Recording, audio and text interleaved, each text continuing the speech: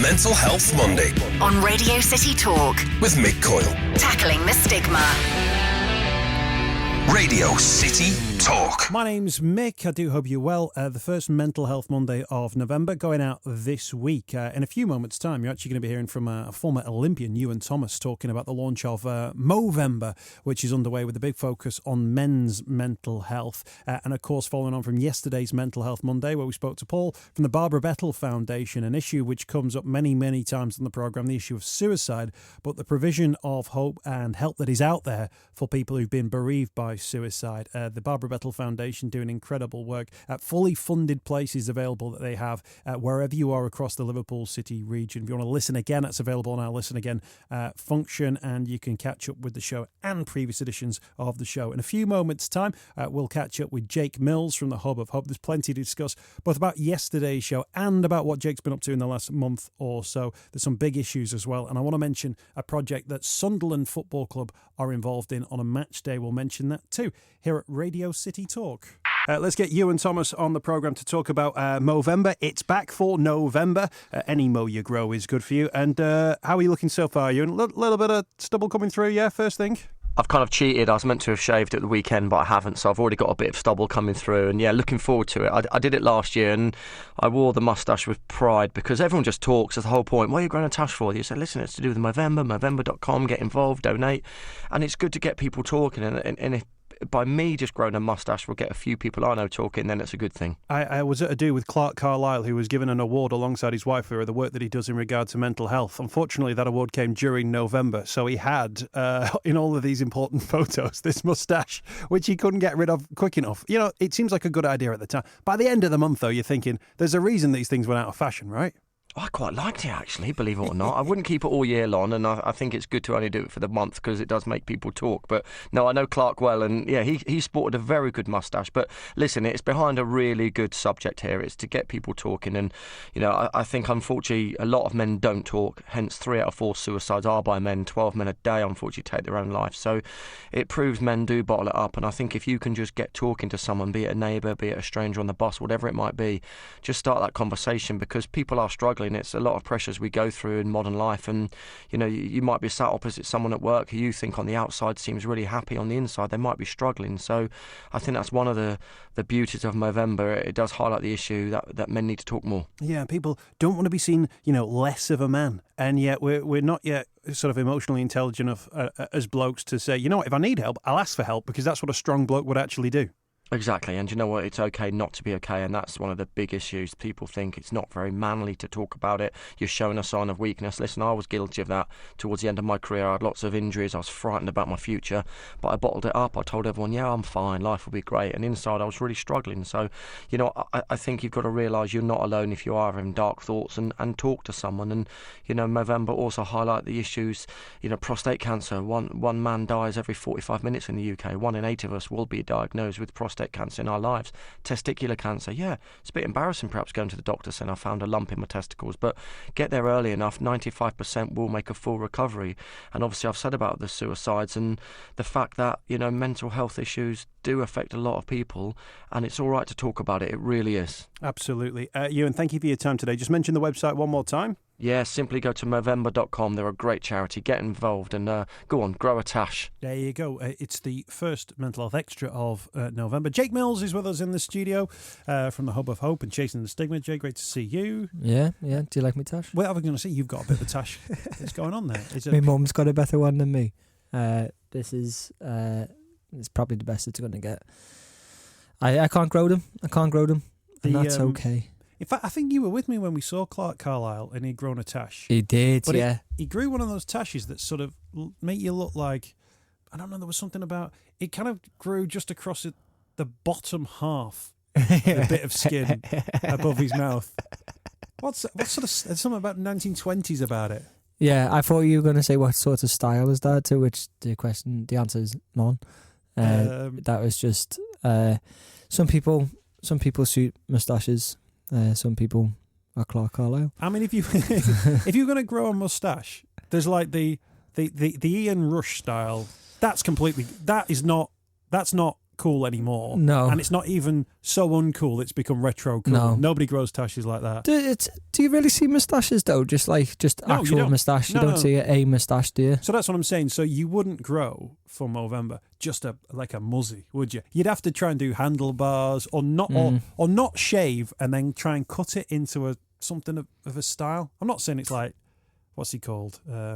Hulk Death Hogan on the Nile. You know. Yeah. You couldn't do that, and I couldn't do that anymore. I couldn't do that in a year. Yeah, with the ends. Yeah, I mean, listen, I'm no one to give any advice because I literally cannot grow a beard or moustache, and that's been quite painful for me over the years to realise that it's something that I can't do. I've had to accept. You could do bum fluff February, chasing the stigma, just going really feeble. Yeah, I know. It's a shame really because it does every month. I think maybe if I shave it all off, it'll grow back, and it doesn't. It's funny how it's not funny, but I've noticed how Movember has changed. By the way, it was very much focused on things like testicular cancer, prostate cancer. They've obviously looked at the mental health crisis affecting men. We talked to Robbie Hunter-Paul last year, the rugby league player, and he was huge on the issue of mental health because when you look at the stats, your mental health is a bigger threat to men, even though those issues around testicular cancer and prostate cancer absolutely need raising. I think it's a sign of people actually realising it, but also almost not realising it to begin with. As soon as you start seeing a bit of an insight, you realise the actual severity of it. But I do think Movember's a really good way of doing it because actually you see people joining in with something because they think it's a bit of a laugh. And that's the approach that we should be having really, as something that you can all join in. I think, wasn't it like the England footballers or someone done it one year? Quite a few of them had grown really ridiculous moustaches and stuff, and it's a good way of being able to get people to join in to have a little bit of fun, but with something behind it. And they're always the best campaigns, aren't they? Ones that most people can join in with. And then the rest of us can just buy a stick on Groucho Marx type of, glasses and moustache, and then remove them when we see fit. I just wanted to mention this one coming out of Sunderland Football Club ahead of the game against Southend. The club's official charity Foundation of Light launched their mental health match day hub. The Foundation of Light, they also have their hub at the Beacon of Light. The initiative aims to promote positive change through a range of new initiatives and programmes run in partnership with the supporters group, Sunderland Branch Liaison Council, Washington Mind, and will be the first in a series of 13 matchday hubs that will provide counselling support for any fans experiencing mental health challenges. The hub will offer free information and confidential drop-in service for both home and away fans on Sunderland home match days at the Beacon of Light. The initiative, they say, is the first of its kind within the UK and will see qualified experienced counsellors from Washington Mind and a trained volunteer from the Branch Liaison Council supporting fans in a relaxed and welcoming environment. We've seen ideas like this talked about as well. I know other football clubs close to us have done things like that. This is going to be a dedicated thing now that Sunderland are going to run through their Beacon of Light and Foundation of Light charity. Yeah, I don't think anything, the work that Everton and Liverpool have done, but nothing like that. And this is something that we've discussed, and I know something that you've mentioned. Not saying they stole your ideas, but if they were listening to the show, but it's that idea that you've got a catchment of people, and we've discussed this before, but we're at a situation now where awareness is all over the place, and everyone is aware, or a lot more people are aware, but there's not necessarily any follow up on that, and there's no necessarily any services where people can go and get that help straight away. So what they're actually doing is they're showing a commitment to the cause by not only raising awareness, but by actually providing something that's going to be useful for people.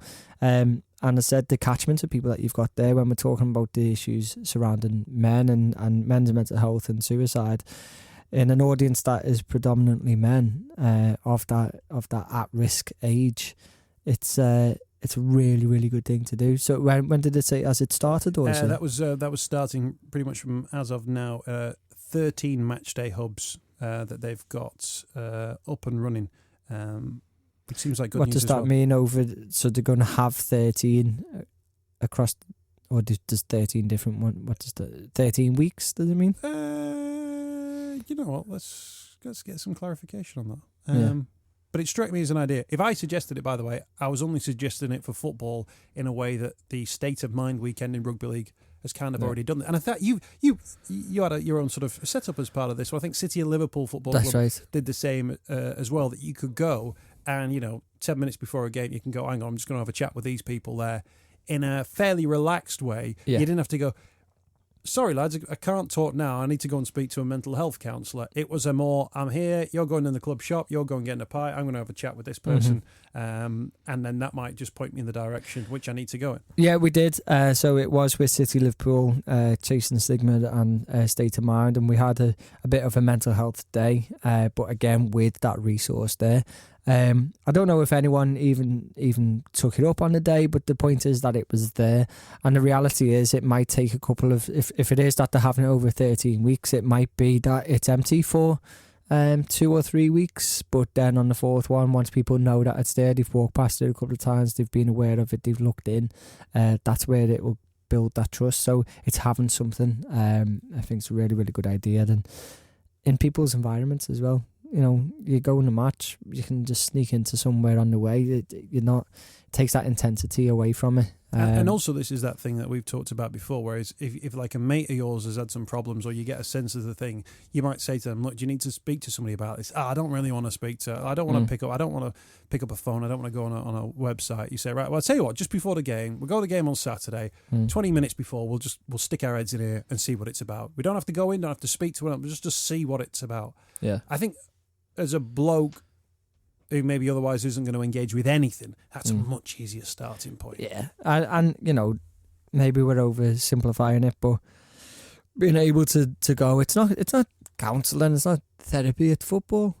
It makes it a little bit easier for people to go, all right, I'll go to that then. If it's at the club, then that's all right. So it's just using people's environments a lot better. Yeah. Plus you've got organisations like Mind there based in Washington who are thinking, well, they ain't going to be coming knocking on the Mind door, these sorts of people, but they might if we go somewhere else. Exactly. Go to people. Go to people, go to their environment, go to where people are and change that around them. So, yeah, I'm looking forward to seeing the result of that and how many people are going to be turning up. But just it being there is a huge thing. That's the beacon of light. It says here, drop-in service for both home and away fans on Sunderland home match days at the Beacon of Light. So I'm guessing it's 13 left. That'd be the match day experience. So best luck with that one. We might even try and get them on the programme as well, because it feeds into conversations that have taken place on this programme around things that have happened locally, but there's been a sort of a permanent setup or a semi-permanent setup. It seems like a brilliant idea. It's Mental Health Extra from Radio City Talk. Jake Mills is with us in the studio. Mental Health Monday this week was with the Barbara Bettel Foundation and Paul setting out the work that they do. Suicide bereavement, fully funded, operating right across Merseyside, where you can pick up a phone, you can book in with them, and you can speak to somebody. What an absolutely brilliant and vital service that's there on offer and available to people. Yeah, it is. It's something that I know that you've had a few different people on the show over the years who are talking about suicide bereavement, and it's something that's still fairly new in terms of recognition for it. The reality is that, as you heard yesterday from Paul, is that people who are bereaved by suicide are at a significant risk themselves, and it's important that we are looking at people on an individual basis. When somebody has ended their own lives, of course, that's where the attention is going to be, and people are going to be thinking about them, but we do have to be thinking about the people around them, people who have been affected. And those people do need to reach out and get that support. I said something that we've talked about with other organisations as well. And it's something that NHS and government have just kind of nodded towards and actually going to be looking at investing as well. But, I know Paul anyway, and I've known Paul for a few years, and I know that he is somebody who actually is really, really passionate. And he's somebody who has had to fight the fight and to create new ways to actually support people. He's recognised needs and he's done something about it. So I wish them all the luck in the world. I know they've been going for a couple of months now, haven't they? So it's going to be a vital service. And I suppose my biggest message to give to anyone on this and anyone who listened yesterday is that if you have ever been bereaved by suicide, that you do have support and that you should try and get that support if you feel like you need it. I asked him the question about how people feel when they go for suicide bereavement counselling as opposed to, quote, other bereavement services, because of the specific natures of suicide. I wonder if there are people who've been bereaved by suicide who think because they are feeling angry or they feel like they're not in a good place or they emotionally haven't been able to sort of deal with it, they feel like they won't go to bereavement because they're not going through the standard grief. And I think I got a sense from Paul that they expect you not to be in a, quote, normal place because you have gone through something which is terribly traumatic and terribly tragic as well. And if you're feeling angry or if you're feeling upset or if you're upset about how you are feeling about the situation or the person, that's why it's important to see a counsellor. But it also might be the reason why you don't go, because you think they don't want to hear me say that I'm all angry about suicide. They don't want to hear me say that I'm beating myself up or I'm blaming myself. But actually, from what Paul was saying, that's exactly what the counselling is for, to explore those feelings. Exactly, and you know, we've heard this before from people that is the case. You know, bereavement and suicide bereavement are two different things. Not only those feelings that you might be thinking of, guilt, of anger, of embarrassment, of shame. These are feelings that people who have been bereaved by suicide may feel, and taking them into an environment of people who have lost somebody to whatever other cause, they're carrying that and they think, well, this is not the place for me. And we've heard that time and time again.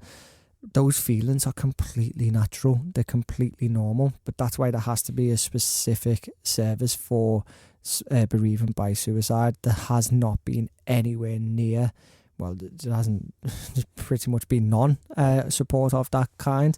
And it's a shame that it's taken people to have to create it themselves. But as I said, now kind of getting a nod towards it from government point of view.